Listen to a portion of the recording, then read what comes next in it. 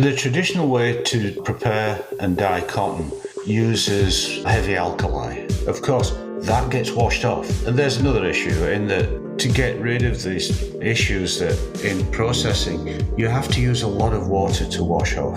With the Fibre 52 method, you don't have to do that. We have a biodegradable product which takes away any loose dye stuff, so we don't have to wash it 4 or 5 times.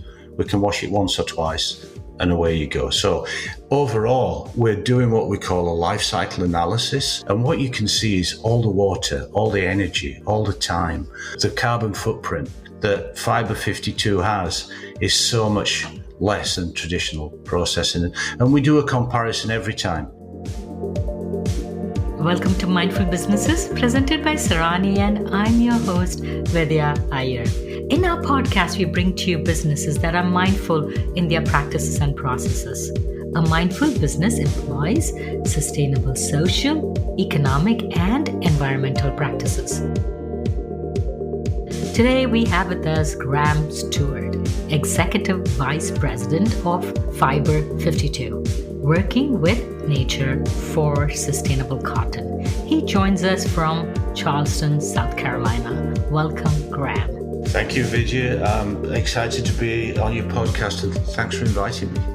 When you think about cotton, which is definitely an all-natural product and one that causes minimal damage to the planet, the first thing that comes to mind is probably woven. But cotton can be knit, it could even be non-woven, right? Correct. It can be knitted. In fact, the biggest category for us is circular knit. And then, like the sweater, actually, the one that you're wearing today is a flat knit, which is a different knit machinery. And then there's socks. We do a lot of work with socks. They're on another machine. Yes, we do work with wovens. The only area we have not yet been involved in any depth is denim, but we are getting there. So where are these factories that you work with? Are they in the US or world global? Global. At the present, if you take this week, my colleagues are on the ground in Bangladesh.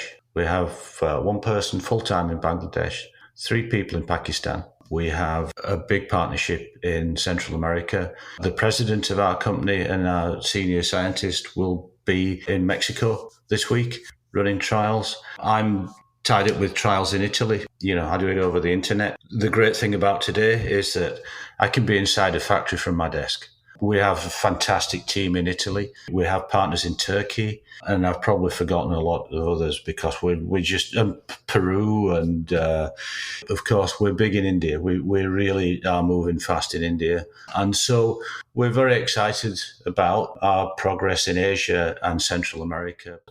What are the different steps in, first you get the cotton, so you are not concerned at this point, the stage before the cotton actually comes to your factories, right?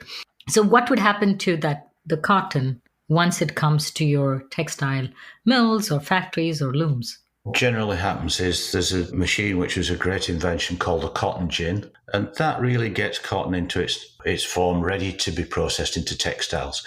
The next stage is making cotton, usually into a yarn, and then that goes into the various knits or the various weaves that we've just discussed, and even non-wovens, which is a little complicated. So we'll stick with the normal textiles that are used for apparels and furniture, upholstery, bedding, all that kind of thing, which is a big deal.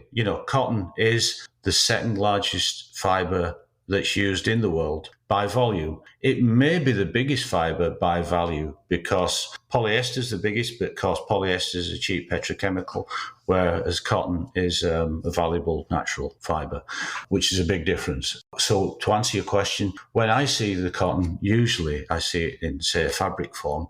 We don't do a lot differently. The difference is that cotton has been processed with the same heavy chemicals for the last 5-6 decades. And that's how I came to develop Fibre 52, in that I thought there has to be a better way than this. And so I started using bioproducts instead.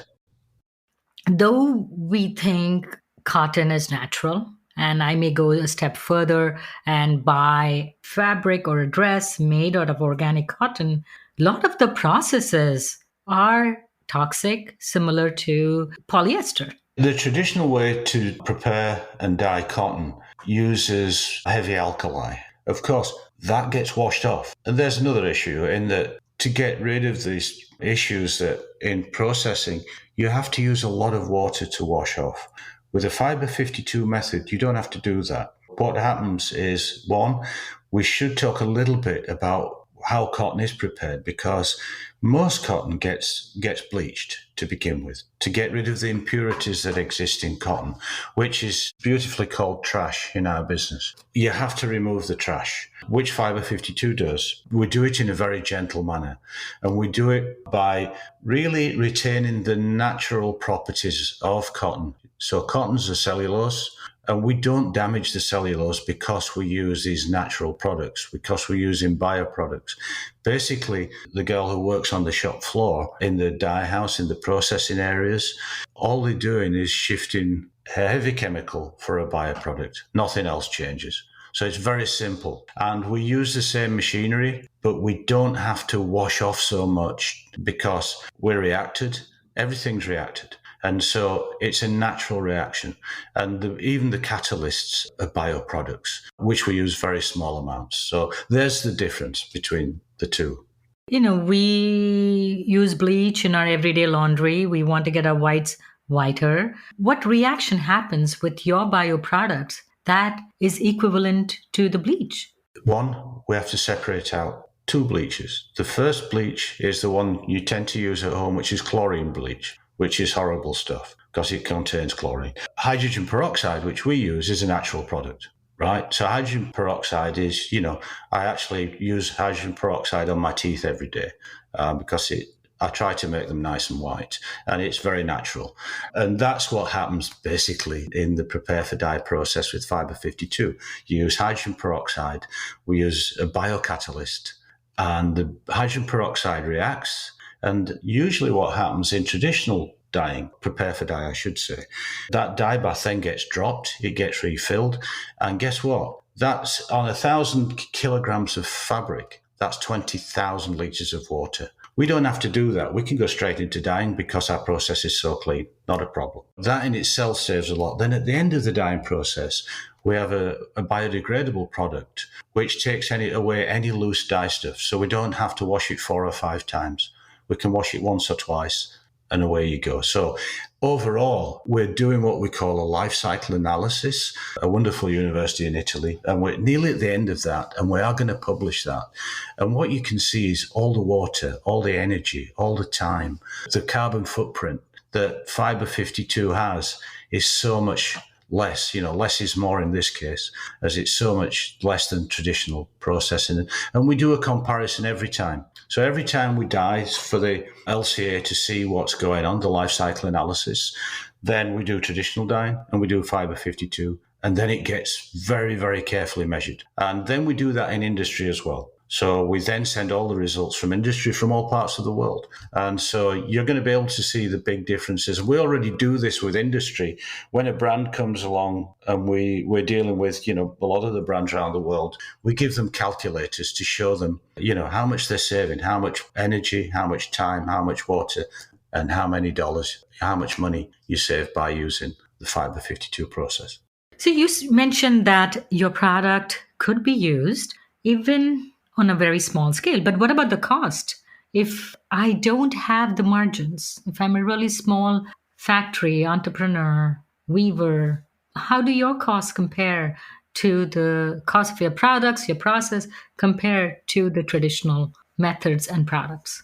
Whether you're large or small, you've got cost. And what we look at is being cost neutral. So we don't want you to pay more for sustainability. That's not right. What we should be is at least cost neutral. And if we can save you more time, use less water, and you can gain from that as well, even better. But traditional product versus our product, or traditional chemical versus our bioproducts, we wish to be cost neutral, and we're achieving that. That's the good news. And so we'd love to work with anybody on that basis. Does the use of hydrogen peroxide hamper the strength of the thread, the fabric? In traditional processing, yes, because what happens is you put very heavy alkali with the hydrogen peroxide and then heat it to 100 degrees centigrade or 212 degrees Fahrenheit. So it damages the cellulose. With Fibre 52, we don't go above 65 degrees centigrade or 150 degrees Fahrenheit. We don't dwell as long. We don't have as much time involved. So you've got less heat, but then we don't have the heavy alkali. We use more sustainable, I should say, alkalis, and they get used up in the process. They disappear. This may be a basic science question, but what is the problem with alkaline? Just as you were saying, the strength, for instance, you're degrading the cellulose. There's a big problem. In many cottons, with, for instance, what we call open-end yarn, which is used very widely around the world, it becomes very weak when processing normally. It is quite a lot stronger when processing that kind of shorter cotton, the Fibre 52 process.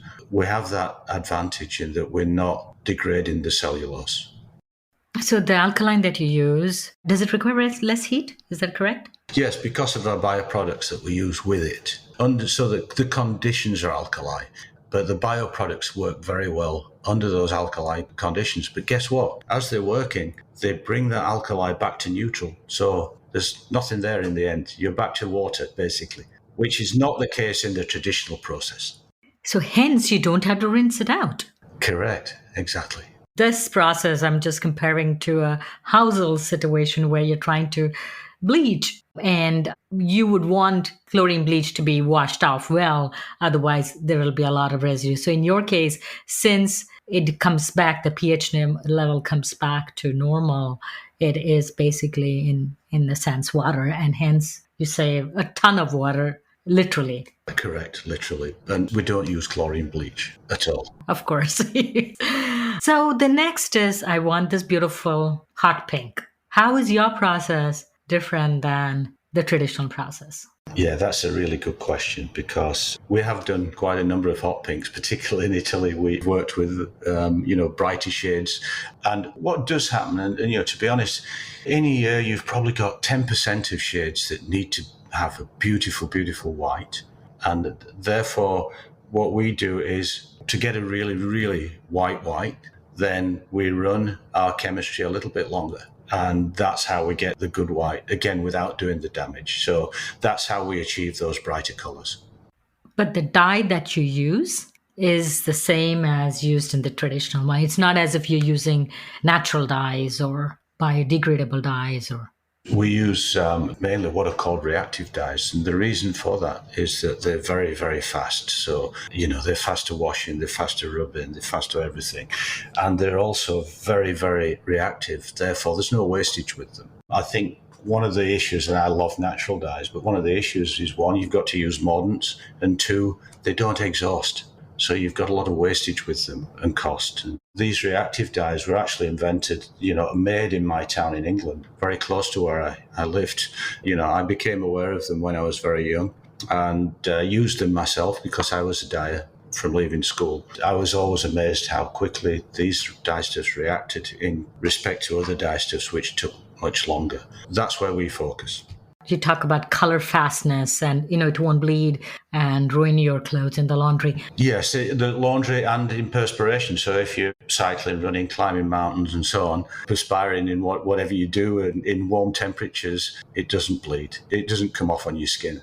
And you used a new terminology, exhaust. You said that the natural dyes exhaust extensively. What does that mean? The reactive dyes, they're called reactives. They react with the cotton. They love for the cotton. And one of the problems is if you don't control that, they go on very quickly and very uneven. But basically, most of the chemistry that's used, both traditional and non-traditional, those dyestuffs are very even these days. Once they're on the cotton, they're not coming off. So they go on quickly and they don't come back off again. Whereas, over the years, certain classes of dyestuffs take a very long time to dye.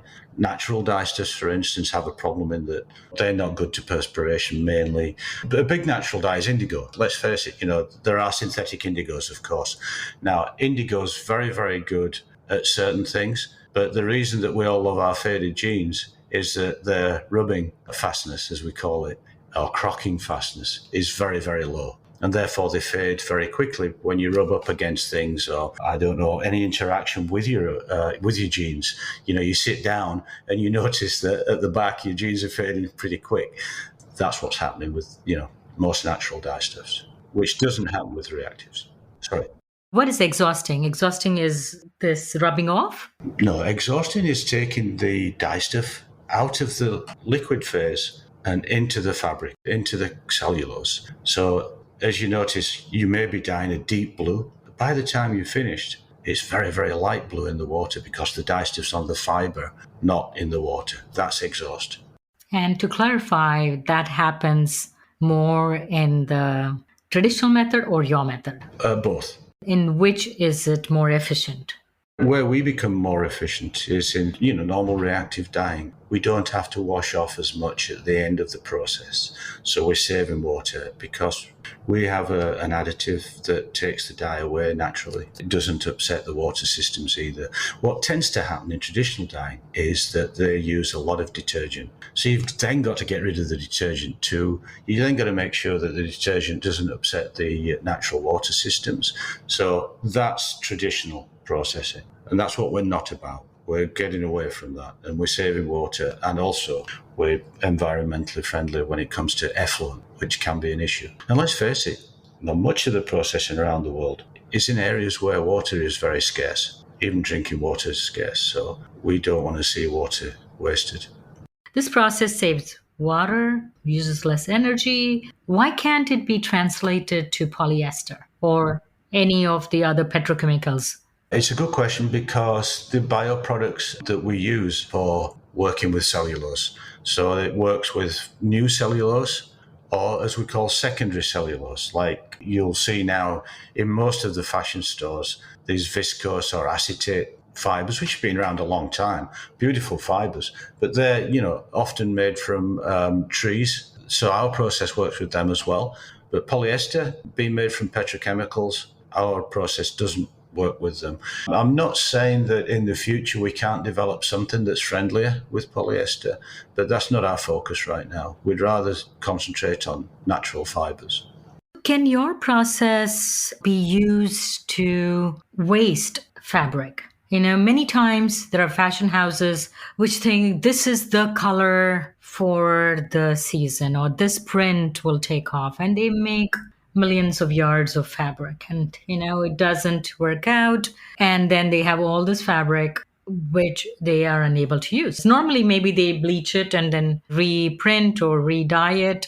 In that case it will lose its strength and also cause damage. So can your process be used to save in an environmental friendly way the unused fabric? Yeah, where we get tremendous interest from particularly the big brands that are out there is that they're realizing retaining the strength of the cotton, it can be recycled more easily. Because in recycling, what tends to happen is unless the recycled cotton collection is very, very specific, mostly these guys are collecting garments from all over the world and they're being returned to the big retailers who've got really great programs for that. Where we're looking, and it's going to be a year or two down the line, is that we have a closed loop situation where you've got Fibre 52, which is stronger. So Fibre 52 cotton, whichever form it's in, is stronger, and then it can be recycled better, because in recycling quite often you can't recycle and use it for apparel or make it into a yarn again. It's just too damaged. Whereas with Fibre 52, we can avoid that. So what is your business model? Are you selling the process, the product, or the technology? Well, we sell the technology for sure. The way that is transferred is by the very few bioproducts that we supply. So we supply those products. We have systems around the world to make sure that those products in the manufacturing centres, and that we make a small margin on those products that are used. So it's very simple. Otherwise, it gets too complicated. Why the name Fibre 52? Yeah, another good question. We tried to register Fibre 52 with the name cotton in our registration. Every registration naming cotton has gone. And so we looked at the chemistry of cellulose. And we looked particularly at the chemistry of cellulose from the United States, i.e. from where our head office is in Texas. 50% of America's cotton comes from Texas, but the most commonly used cotton has the chromosomes that make up cotton. There are 52 of them. So Fibre 52 just means cotton. Pretty cool. So, how large should a company be to be able to use your technology? Why can't it be used even in the small scale textile mills? And I'm thinking, especially in the Indian context, where they have several handloom mills still operational. I mean, your die-house can be very, very small. There are no problems with that. There are no barriers to entry for Fibre 52. You can be the smallest or the largest. We're okay with both. Oh, that's really interesting because, many of the solutions that our guests offer, understandably, go and try to get maximum impact and go after the larger manufacturers and cater their product or solution to the larger manufacturer. It's interesting that Fiber 52 can be used, on a small scale industry and on a textile mills, which has like millions of yards of production capacity. Correct. And even now, we have, in Italy particularly, we have very small family businesses that have been around for decades and decades. Some of them have been in the same family for hundreds of years. They're not big mills, but they love Fibre 52, so they can use it. There's some big ones too, but, we don't discriminate. You can all use Fibre 52. How do you think that Fiber 52 will change the fashion industry? It's a really broad question, but what do you think you can bring to this industry whose impact on climate change is vast? Yeah, there's no doubt it's vast. Our objective is to be the preferred process in cotton processing around the world. We have a very clear objective there, and we're going as fast as we can to reach that objective. What we would like is in 10 years that 70-80% of the world is using Fibre 52 as the process to help sustainability, to help the planet and help the people. Your product, the other thing which I read on your website is that it can be used with the present technology, machines, and systems. You don't have to change anything. You just change the chemical that you're using. Yes, correct. There are ways now to really save on water, but often you have to buy a very expensive machine to do that. That's not the case here, in that you can use traditional dye machinery pretty much however old it is. That changes, the outcomes a little bit because the newer machines use less water anyway. The older machines can use much more. But basically, it's also down to the people that are managing this, in the factories. Yeah, it's traditional machinery. You don't have to invest. You don't have to have an investment to use Fibre 52. It works with just about everything that's out there. When you talk about lean manufacturing, Six Sigma, and all those efficiency products that companies and businesses in manufacturing facilities use, one of the goals, especially with lean and Six Sigma, is to use the existing, or rather, I should say, is to get these efficiencies, whatever your goal is, without additional investments in capital. Right. So your solution, in fact, is a really good product for businesses that are looking to bring about efficiencies in reducing water consumption, electricity consumption, and use of alkaline and other harsh chemicals in their processes. And, what you're talking about is procedure as well. We work with a number of companies who are very focused on Six Sigma and leaner ways to produce a product. Because we shorten the process, because you don't have as many steps, you don't actually have as many products to add. It helps greatly in those systems. So something that we engage in very actively. So if you had to quantify your impact with just one factor, give me an example. What is the percent of savings that you, in the sense your technology, was able to deliver for your client? I ran with a very big manufacturer here in the US on their new machinery, beautiful machinery. They wanted to look at the process they run now for a big brand, the color they run every week, versus Fibre 52 side by side. So what we did is we graphed the whole process on the machines, because these machines will graph it for you. And so our process was just over 4 hours. I think it was 4 hours and 30 minutes. And their process was like 8 hours and 30 minutes. So we saved about 4 hours. Doesn't always work like that. It saved a lot of time. and everything else that you can think of. And yeah, it doesn't always work that way, but generally we find ourselves saving anywhere between 1.5 and 3.5 hours in on traditional processing times. So it's a big deal.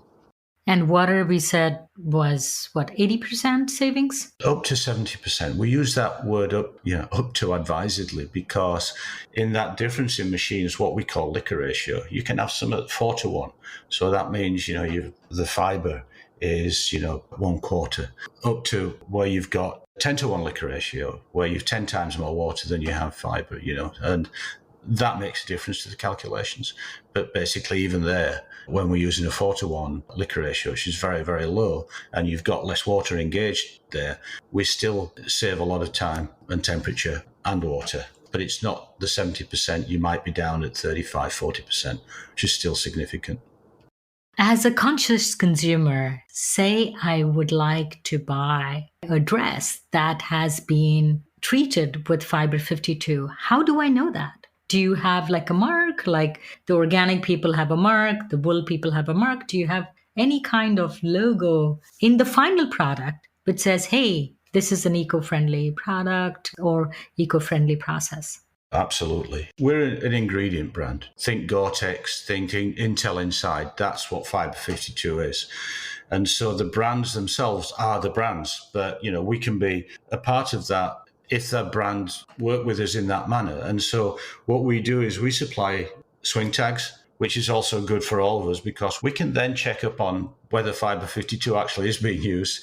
We also have tracing systems within Fibre 52 throughout the world.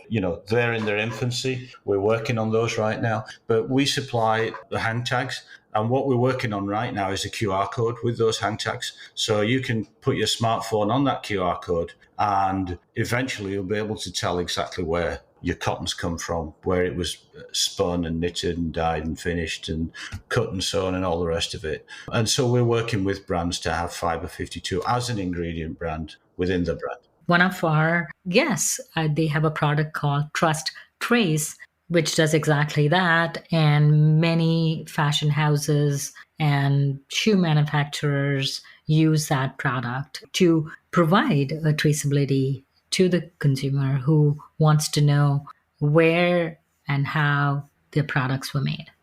Yeah, there's visibility and there's education. In the visibility, I think most consumers are becoming very interested in what those supply chains are and how visible they are. But then there's also the information that you can put with QR codes that tells you something about Fibre 52, for instance, how it works, what it does as opposed to normal, traditional processing. And I think, again, consumers want that education, but there's something else coming.